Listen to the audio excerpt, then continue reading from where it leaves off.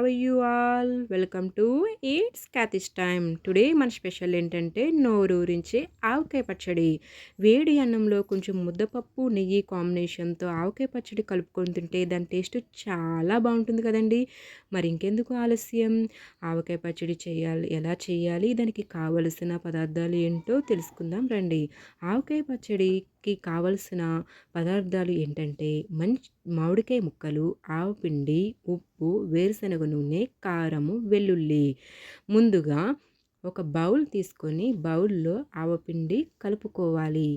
కొంచెం కొంచెంగా కలుపుకుంటూ తరువాత సాల్ట్ యాడ్ చేసుకోవాలి. సాల్ట్ అయితే నేనిక్కడ కల్లుప్పు తీసుకొని పౌడర్ చేసుకున్నాను. మీరైతే నార్మల్ సాల్ట్ అయినా యూజ్ చేయొచ్చు. తర్వాత కొంచెం కారం తీసుకొని మూడిటిని నెమ్మదిగా మిక్స్ చేయాలి. తర్వాత తీసుకోవాల్సిన ఇంగ్రీడియెంట్ వచ్చి గార్లిక్ తీసుకొని మళ్ళా కొంచెం కలుపుకోవాలి.